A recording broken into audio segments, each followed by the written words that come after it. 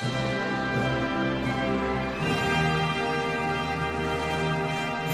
day to you, my friends, and welcome back to the JRPG Report. This is going to be episode 118. It's good to be back with you guys again.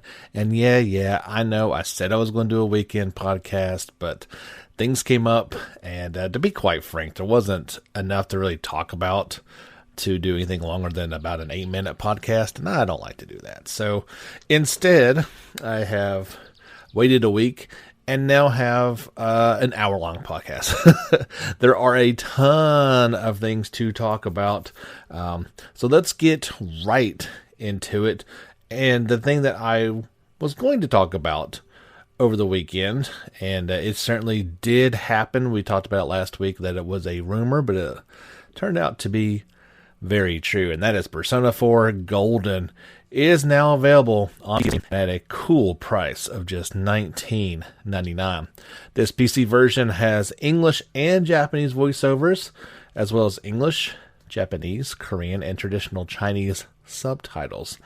If you got an extra $5, you can pick up the digital deluxe edition. You get the game, digital art book, and digital soundtrack. That's pretty good for just $24.99. Considering I paid $50 or $60 for the original Persona 4 back in the day on PlayStation 2, probably spent another $40 on the Vita version. I'm thinking this version is definitely worth at least $25 for that digital deluxe edition. And that soundtrack, good grief. You'll be humming the songs from that soundtrack from now until the end of days. So it is worth it. Absolutely. We all know about Persona 4, so I'm not going to give you the about, but I do want to talk about the key features with this PC version. Of course, there are updated HD graphics, but you can enjoy the gameplay with variable frame rates, so you can max out your PC. That's how you can push it out there. Experience the world of Persona and PC in full high definition. Although, when you definitely look at the trailer, you can only make those things look so good. It still looks fantastic, but you're not going to confuse anyone that this is a brand new game. It still kind of looks a little dated. There are Steam achievements and trading cards, and you can choose between Japanese and English crossovers. Of course, there was the Steam launch trailer to go along with that. You can check that out over on our YouTube channel, JRPG Report. This is interesting. So I don't think this would surprise anyone, but it sold pretty well. It sold so well, in fact, that it had at its peak a concurrent player rate or count of 29,984. That best the previous JRPG mark of Final Fantasy 15 Windows Edition, which had about 700 less people playing at that same time. So it has been, we knew it was a great game. We knew it would get a lot of people excited. So now it is also a record breaker. And what's really cool, and this hasn't necessarily happened before, but it does seem like the original Persona 4 Golden, at least part of their crew, was actually responsible for this directly from Atlas, and this is coming from via Persona Central. This isn't the first Atlas game that's made its way to Steam, but it is the first one credited to Atlas. Previously, Catherine Classic came, but it was kind of being published on Steam by Sega and then developed by the eccentric Ape. In comparison, a new creators page was launched on Steam for Atlas, and the Japanese studio is directly involved. They also had some help from Persona, or the Atlas America and European branches, rather Sega's American and European branches. But this is the first one. When you load it up, it actually has that P Studio logo on there, and they are listed in the credits as well. So maybe this is kind of turning a page for Atlas. They've been kind of obviously reluctant to put their stuff on PC, but looks like they are fully embracing it now as a viable platform, and rightfully so. It has been discussed by at least a few of us over on the Facebook page, and we're very excited about this. Congratulations, PC owners who are getting to enjoy this. But the first thing that kind of pops in your head is, well, this is fantastic. However, why in the world is this thing not on PlayStation as well? It makes zero sense why this wasn't, at the very least, a simultaneous launch on the two systems is really kind of baffling. So the only way to get this is either to have a Vita or a PlayStation TV ability to play the Vita game, or I guess you can go back and play the original on PlayStation 2, but all PlayStation platforms. Persona has made its bank on PlayStation platforms. And then you get something like this, and it's just kind of a head scratcher, you know. And obviously the next question is, why couldn't this game be on Switch as well? I think it would sell extremely well on the Switch. So Atlas, you really need to get these things out there because you are sitting on a gold mine, my friends. There are a lot of people who would like to play this game. Again, Persona fever is definitely out there, so they need to make that happen, and soon. Had a few stories I could have chosen to lead with. I went with Persona just because, in terms of JRPGs, that is near the top of the rank of some of the all-time best JRPGs, so it had to go out there. Plus, we talked about last week. But there are a ton, or at least a few, Pokemon things to talk about. Just today, the Pokemon Company had their Pokemon Presents live stream. They were talking primarily about the new Pokemon Sword and Shield expansion pass. Shield, Isle of Shield, whatever it was. It launched today, but they said not so. The Isle of Armor. I'm sorry, I got that completely butchered. They said we got some other things for you. They are not traditional Pokemon games, but they're very excited about the new Pokemon Snap. Now, if you say new and you have a question mark behind that, you apparently do not remember the N64 classic Pokemon Snap, where it was kind of an on-rails shooter. Instead of a gun, you had a camera.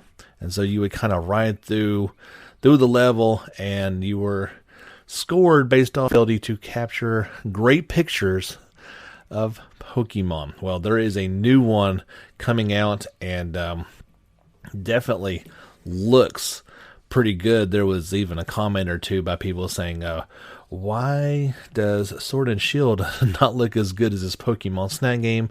The obvious answer is you're basically taking pictures of videos. I mean, the Pokemon are acting out in set course. They're not, there's not AI behind each one of their actions, but it looks pretty fun. That pretty much says it all. The key features: you see a different side of Pokemon in a new photo snapping adventure only on the Nintendo Switch. You will research various Pokemon in their natural habitats and capture behaviors that you've never seen before. Explore unknown islands with scenery like lush jungles and tropical beaches, and these in-game photos will make your very own Pokédex.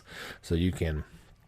The original game was back in 1999, so over 20 years ago.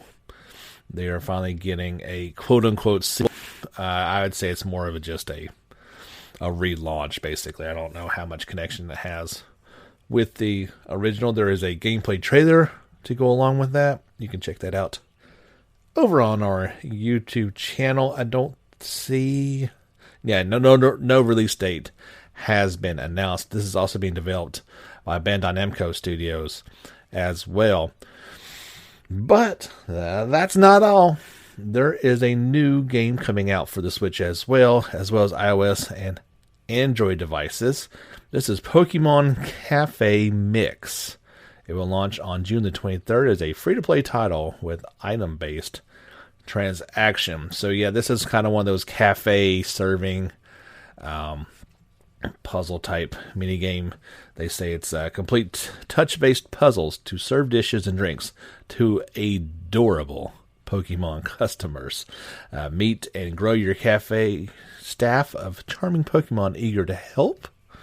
Golden acorns can help you complete puzzles and recruit even more Pokemon. Of course, there's that release trailer to go along with it. I've got that on the YouTube channel as well. Looks like a fun way to spend some time in your downtime there on your smartphone.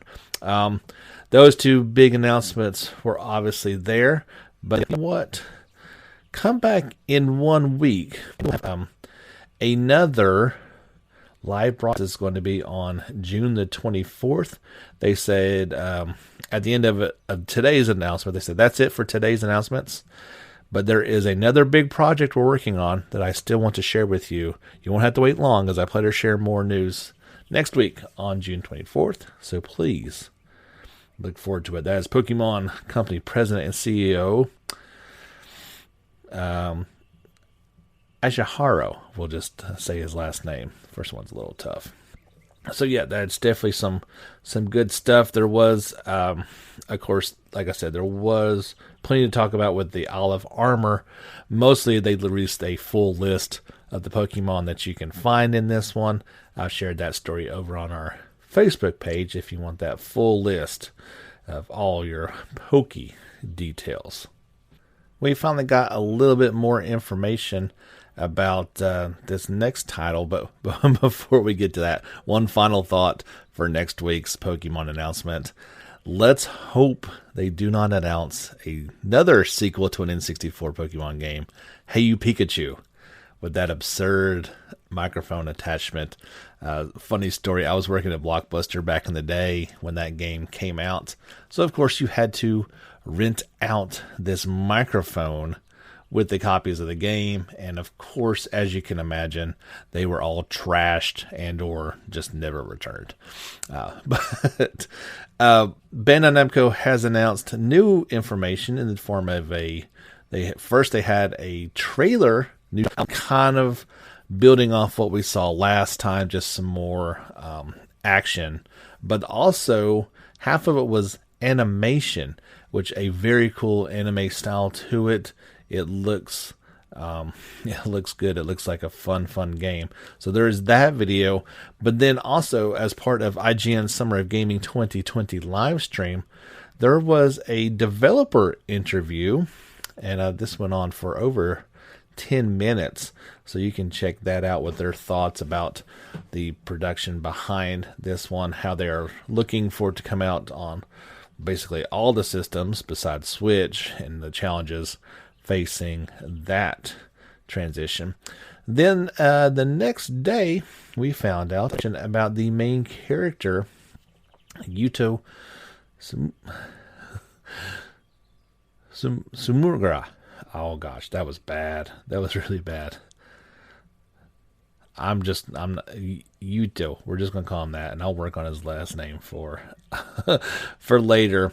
They say he is the second son of the family, the founders of the town New Himuka. He is described as a bright and positive-minded boy with a resilient mind. Yuto joined the other suppression force after being saved from another attack. The Sumuguragi, why can I not say his last name? They are one of New Himukia's most prestigious families. His father leads the current government, while his older brother serves as a bureaucrat for the other suppression force. His ability is psychokinesis. During his training, Yuto has demonstrated the ability to quickly read the battlefield and adapt his psychokinesis powers to subdue the threat of nearby others. It is unknown if his psychokinesis power is connected to his strong desires to help others, or if this power comes from his family's long history. There was some new high-res photos to go along with information. Game is shaping up pretty good. It's still, I'd say we're fairly early in this one. No release date to pin down quite yet. I think they're eyeing for next year. But obviously, with it coming out for both current and next gen systems, it may take a bit longer to produce that next generation. We shall wait and see. So, speaking of next generation, as kind of expected, there was nothing really to report from the PlayStation 5 big reveal as far as this podcast goes. Do not doubt my excitement for this system, but you could probably hear that, those sentiments here, there, or anywhere as far as that goes. I want to kind of keep this to just JRPGs we just talked about a bunch of non-JRPGs for Pokemon, and we got another couple coming along, but, offshoots from JRPG titles are fun to talk about as well. The only thing that even kind of, sort of, maybe a JRPG that we saw was from Square Enix and a subsidiary, Luminous Productions. They announced Project Athia, Athia. This is going to come out for PlayStation 5 and PC. And I only say that because it's Square Enix and their new company, but just from what we saw, it looks like a pure fantasy action game. Really no indication. It was very, very small in terms of what we saw from it. That is still a project name. It's not even been defined as that is what the game is going to be called. Looks good. There's a lot of good looking stuff out there for this system, and I will certainly keep my eyes peeled for anything as far as new JRPGs coming out. It's going to be a while. We know the timetable that it takes to make our genre of games. So I'm thinking we maybe see some ports fairly soon next year. I certainly would be surprised if we didn't see something like Tales of Arise get a PS5 version. And at the way it's going, Grand Blue Fantasy Relink could easily come out after PlayStation 5. Therefore, we may see a PlayStation 5 version. I still think it's going to be launching on PS4, but there's really no reason to think that we won't get a PS5 version as well. You guys will be the first to know about it as soon as I know something about it here on the JRPG Report. I shared a couple stories over on the Facebook page about some new Tales swag that you can grab. Of course, we talked last week about the Tales of Festival 2020 being an online event, and as such, there are some online stores that have popped up with some exclusive items. Now, as I read this, all these things could already be sold out. There may not be anything there, but it was cool nonetheless. Nothing that I really want to grab onto, but there are some what they call Peninu mode little plushes. They're really cute. Pitanui, and they're all kind of wearing little ponchos. I will share these pictures during the YouTube version of this podcast. You can check that out. They're going for 1,650 yen each. There is a Oscampo bag. Looks like a pretty fancy bag that you can carry in that may be see-through. Yeah, I think it is see-through so that you can get through airport security quickly. And with a Tales of Festival lanyard to go with it, that's going for 1,750 yen. There are trading acrylic skit collections. There are 2 of those going for 9,240 yen for a box. So you got two skits of those. No, make it 3. And then, furthermore, anyone who makes a purchase on the online shop will receive one of 14 pins, and they are pretty cool looking as well. There's also, they will get a bag for it to go in, a little paper bag for Tales of Festival on it. Looks like everything was kind of chibi versioned this year. Very cool stuff. as a collector, none of these things really popped out to me, but they are pretty cute. You might want to check that out via the link on the Facebook page. Also, the Tales of, maybe this was for the festival. They put this out as an online video about 5 minutes long. This is a special song released in honor of the Tales series 25th anniversary, and they're calling this Endless Journey. It's the theme song for the Tales of Festival 2020, and it's being performed by the Tales of Dreamers. They are a group made up of 7 voice actors from the series. While the Tales series Endless Journey anniversary track is the first song, more are planned.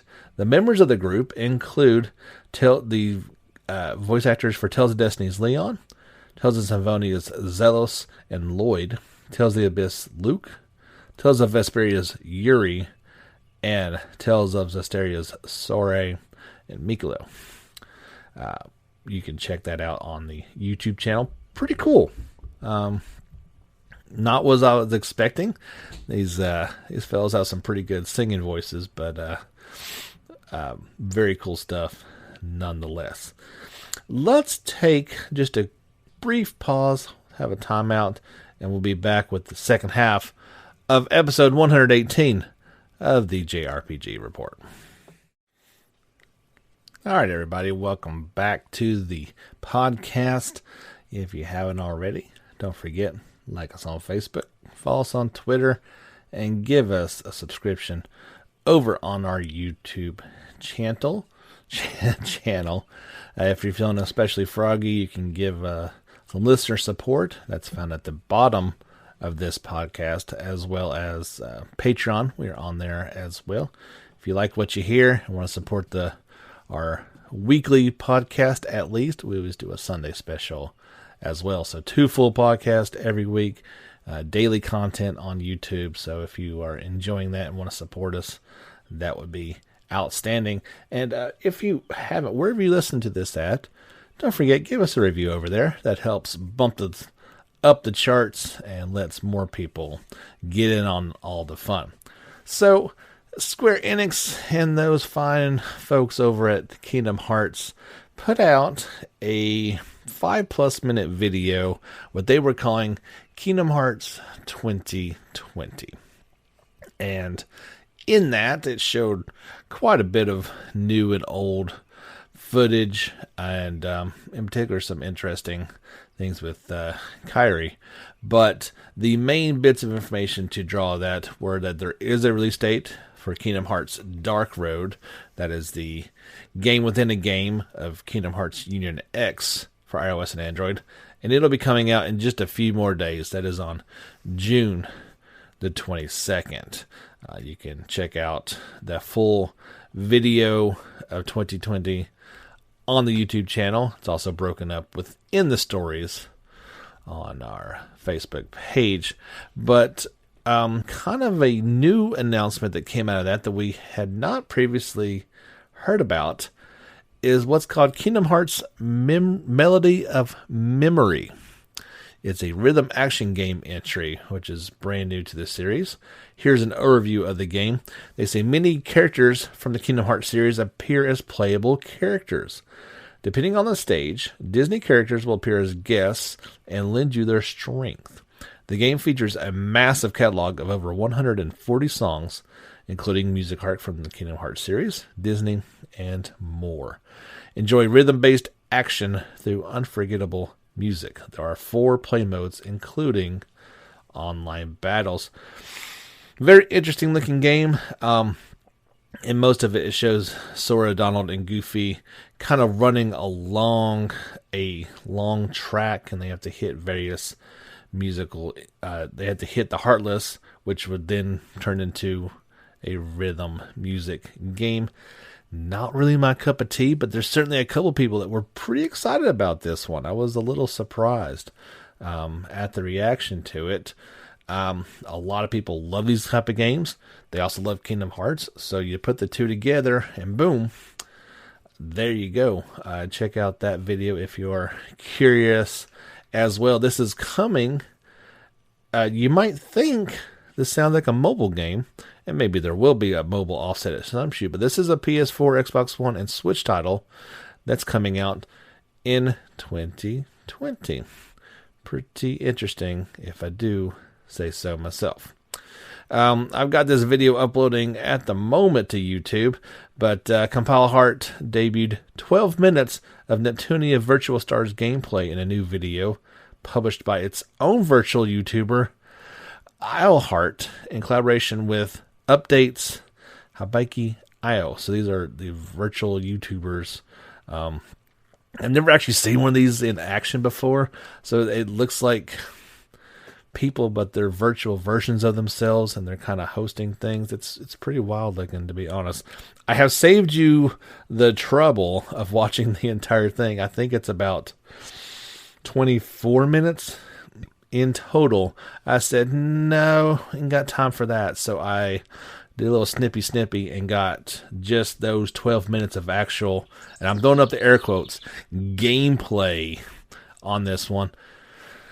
I didn't see a whole lot of gameplay. I didn't watch the entire thing as I was kind of getting annoyed with it, but it definitely shows the game being played by these two, and in more air quotes, people.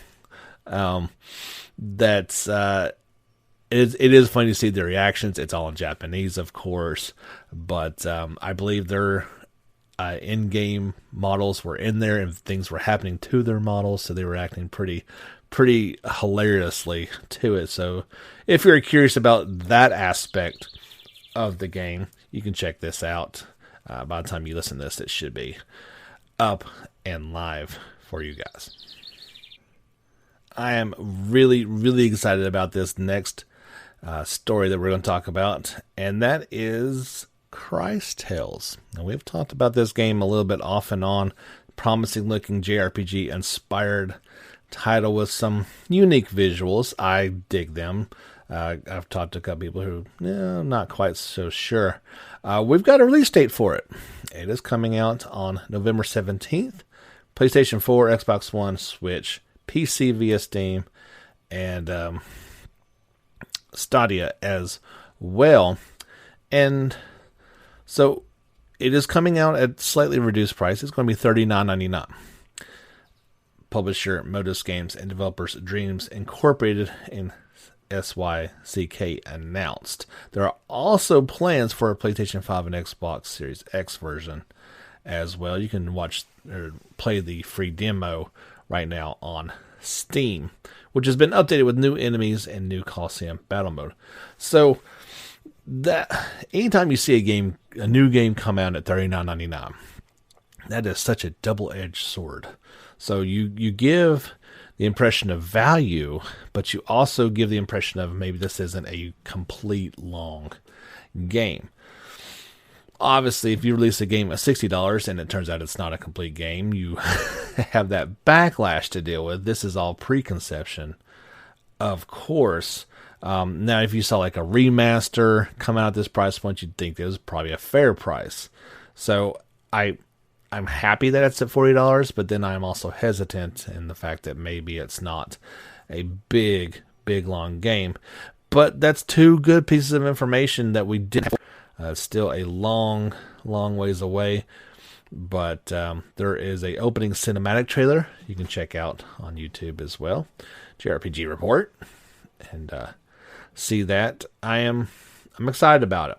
I need to break out the old Steam account and download this demo. Maybe I can give you guys more of a hands-on impression, but everything I've seen so far gets me excited. We'll have to wait and see on that, but definitely good news.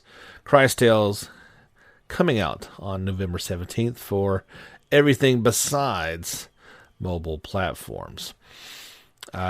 If you are waiting for Little Town Hero, it's PlayStation 4, Switch, and physical editions. Switch editions will be out on June 23rd and 26th, respectively. Well, Game Freak announced that Little Town Hero for PC via Steam will launch on June the 30th.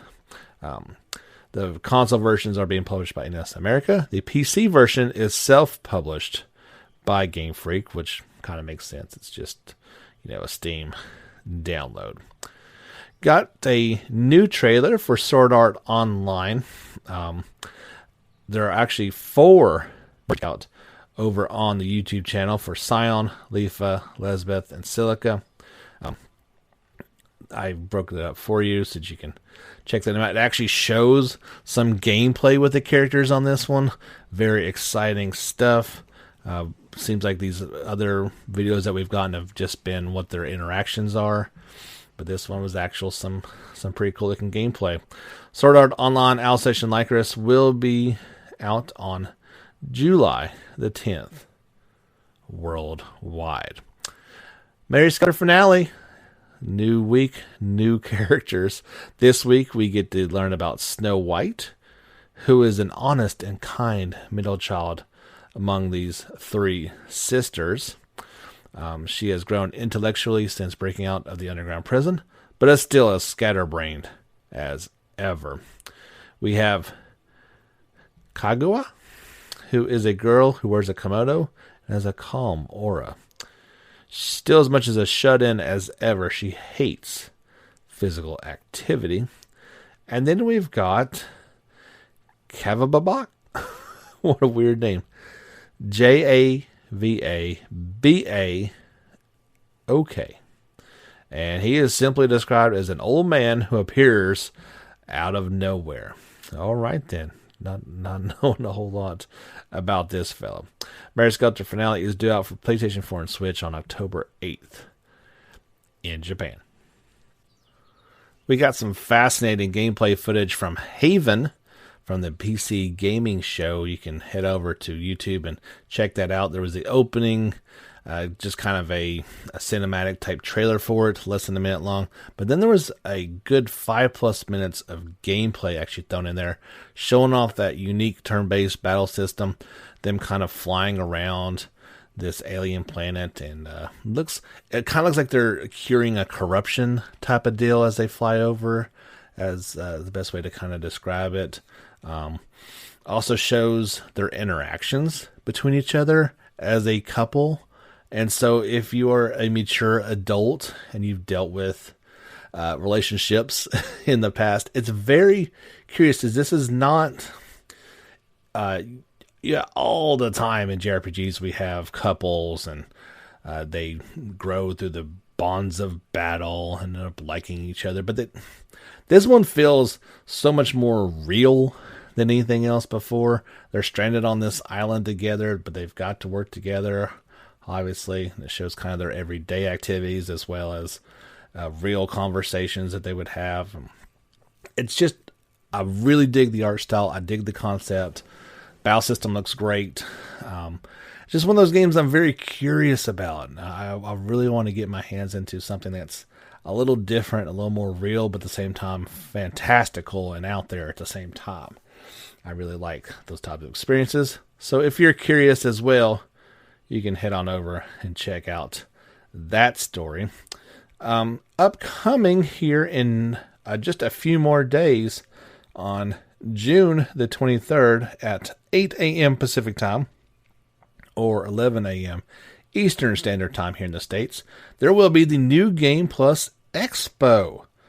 Now, they released a trailer for this, but it was purely just going down the list of companies that will be participating in this one. Here is what is presented. They say, as far as upcoming releases, we're going to hear from Gung Ho Online Entertainment America. Remember, they're the ones that did the Grandia HD collection. Idea Factory International, Koei Tecmo America, and Sega/Atlas. My ears are pinned to this one to know what is going to be coming out as far as upcoming releases for this. Are we going to get something that we didn't know about? Are we going to get some clarifications on it? We've got, they say, exciting announcements coming from Inti Creates, Axis Games, Natsume, NIS America, and Playism. And then they say there's plenty of surprises from Actil, ACTTIL, Arc System Works America, SNK Corporation, Spike Chunsoft, and Way Forward. So this could be lots of good stuff thrown out there for us. This could be a giant nothing burger. Really not sure which way it could go, but let's see, the 23rd. Oh, perfect. That's next Tuesday. So check us out on Wednesday. We'll completely cover everything that's announced at this expo, and just keep your fingers crossed. Obviously, selfishly, I'd love to hear a Cold Steel 4 release date, and we would really like to see some news on Ys 9 coming to the West, but a lot of good stuff could come out of this. I don't know. I mean, with Koei Tecmo, maybe this is the next Atelier. I would think we'd hear about that more Japan first, but who knows? Maybe Sega and Atlas, they're finally going to give us that Persona 5 Strikers announcement that I've been really looking forward to. A lot of good stuff could come out of this, things that we don't even know about. So definitely check back next week, and we will talk all about New Game Plus Expo. If you got some money burning a hole in your pocket, I have shared 2 stories over on the Facebook page of some interesting looking Japanese swag that you can go. The first up is Square Enix has thrown out a whole lot of products from the Nier line of games. Let's see. First up are 2 Nier music boxes. These are the least expensive on there. They're very small, little hand-wound models, and they're about $18 each. If you would really like to tote around one of 2 Nier umbrellas, you can be that person. They're going for about $30 each. The first one is all black, and it just says Nier Automata on it, with the Yorha for the Glory of Mankind logo on the side. The other one is design is Emil's head in black dots on the top of it. So that one would be a little bit more perhaps frightening to other people. Then there are 2 rings that you could get. Each one is made of SV925 silver and inspired by designs from certain characters. They are both going for $138. The first ring has angel characters on it from Nier Gestalt / Replicant, and then one for Nier Automata's ring has 2B's skirt design on it. So yeah, if you've got some extra cash and you love Nier, well, you can check out those. The next one is if you're all about the Romancing Saga. Square Enix has put out a ton of products for it. They include 2-fold wallets, a crossbody bag, watches. That's all from Romancing Saga, the first one. There are ones from Romancing Saga 2. Is a 2-fold wallet, a tote bag, and also a watch. Romancing Saga 3 gets a 2-fold wallet and watch as well, but there's a backpack that you can get for it. These prices are all in yen, and nothing is cheap. The cheapest one are the 2-fold wallets, going for about 11,800 yen, up to the watches going for about 20,000 yen. Not cheap, but if you want these things, I'm sure they are well made. I'm sure there are a couple of you enjoying Phantasy Star Online 2 for your PC or Xbox One. Well, they've kind of outlined what's going to be going on here for the next couple months. First, Sega will release Episode 4 in North America. This will come in August, and on what they call additional PC platforms soon. There's a launch trailer to go along with that as well. But they also kind of laid out the roadmap. And what they are basically saying is they're going to catch up the past 8 years worth of content for Phantasy Star Online 2 this year. Now, I just said episode 4 is not coming out until August. So by that logic, they got quite a bit more to go. In context, episode 3 launched back in 2014. So we're catching up pretty quickly with it. Episode 4, that's coming out in August. Episode 5, sometime in quarter 3. 6 in quarter 4. So that'll get everybody completely caught up on everything that's been already released in Japan. Quickly speaking, I am having a lot more fun with Xenoblade Chronicles Definitive Edition. I'm kind of plowing right through the game. I'm loving most parts of it. The story is what's really keeping me going. The gameplay is fun, and I'm kind of starting to turn that corner. I kind of feel like the past couple nights of playing, I kind of hit that stride to where maybe you finally get a few things. It's certainly in part 2, it was very much that you wanted to break your opponent and then topple and daze them. And then you could really do some significant damage. I can't figure out a way not to have Shulk, Ryan, Rain, and Sharla in my party. Shulk is your damage guy. Ryan is your he's the tank. He takes all the damage and gets all their attention. And Sharla basically heals. Now, I've read a couple articles, and I'm sure you guys maybe even know how to do this, how to play with other players and mitigate damage since you heal after the battle, but my brain just doesn't work that way. I am old school programmed JRPG, where that's the 3 people you have to have, and if you've got 4, you'd put in a magic dealer, but that's the staple that I've always worked with. I don't think I'm ruining anything, but at some point you do have to play without Sharla. You have to play with certain characters at certain times in most games. And I was able to skim by for a while using an article told me that this was a good to put Dunban in there. No, he's not Duncan. Dunban in there. And I was able to get by, but as soon as I could, she was back in there. So if you've got some advice for me and want to head over to the Facebook page or send me an email at jrpgreport@gmail.com, say, hey, this is how you need to do it now. Not just what characters to put in there, but how to set them up as to best do that. Like I said, my brain just doesn't work any other way.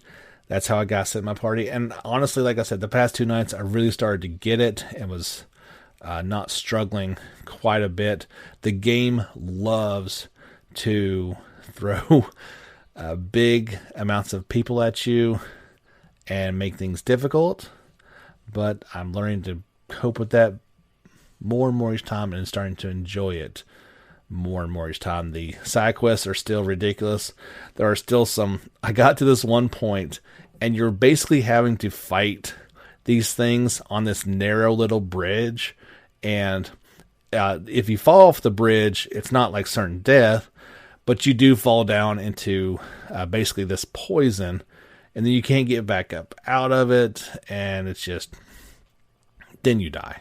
So that was there's those little frustrating parts to it, but the game is really, really cool, and I am quite enjoying it. Again, my apologies for being such a hater on it a few weeks ago, but it's quite come along indeed. I got one more story for you guys, and this will wrap up today's podcast.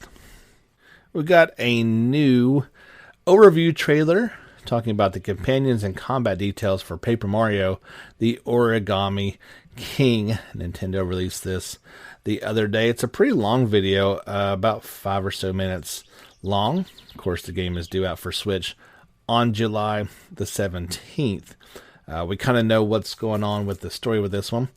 And so here are some of what's talked about. The cast of off-the-wall characters that adds an extra dimension to this expedition.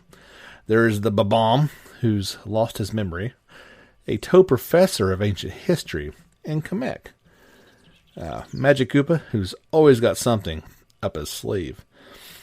Mario finds assistance along the way from friends like Olivia, the good-natured sister of King Ollie, and even Bowser himself. Now, Paper Mario, they talk about the battle system here. It delivers a new ring-based battle system that requires strategy and quick thinking to line up enemies and execute well-timed attacks to maximize damage. They say it'll take a sharp mind to determine when to stomp enemies with Mario's boots and when to whack them with a hammer, and then when to strategically use items to heal or attack. They have the audience of cheering toads that are ready to pitch in with a variety of helpful battle aids. They say just in case Mario starts to fold under pressure. He'll face some of the most intimidating foes in the showdown against the Legion of Stationery. Bosses themed around stationery like colored pencils, sticky tape, and rubber bands. When he's not duking out in the ring, he can investigate suspicious spots to uncover hidden items, toss confetti to repair holes in landscape, and discover loads of toads hiding in the scenery. Play minigames to earn in-game rewards, and reveal an abundance of secrets and treasures. So here's the deal with Mario the Origami, Paper Mario the Origami King. This game looks cute as could be. It looks fun.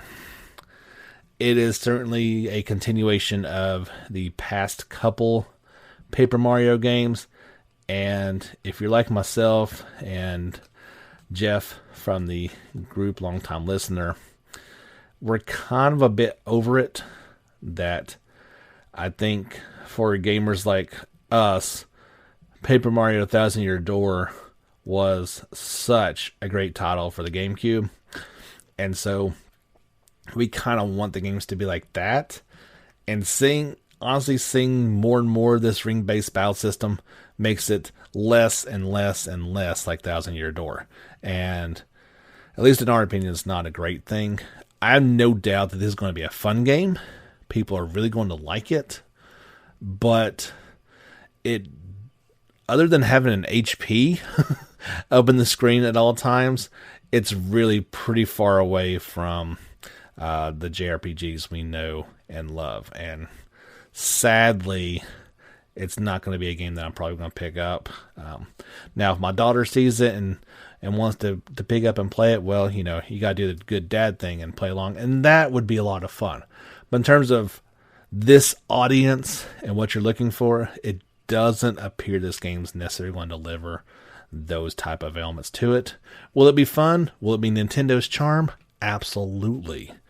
But this is not the game that I want it to be. The game's not out yet, so I guess things could change, but it's coming out really soon. And then seeing this video, I think, has put me off the bandwagon rather than on it where I was. I still think it'll be enjoyable, but not really looking forward to it like I thought I was going to be. That's pretty much it.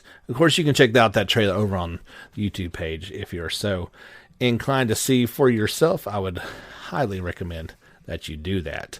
Didn't quite make it to an hour, but of course that was just a guesstimate. Of course, check back with us next week. We'll have a full podcast for you guys, and we'll try to do something fun for our Sunday special. Unless something huge breaks and we need to have a regular podcast, we can go down that road as well. That's going to do it for episode 118. This is James Fisher signing off for this week. We'll see you guys again next week.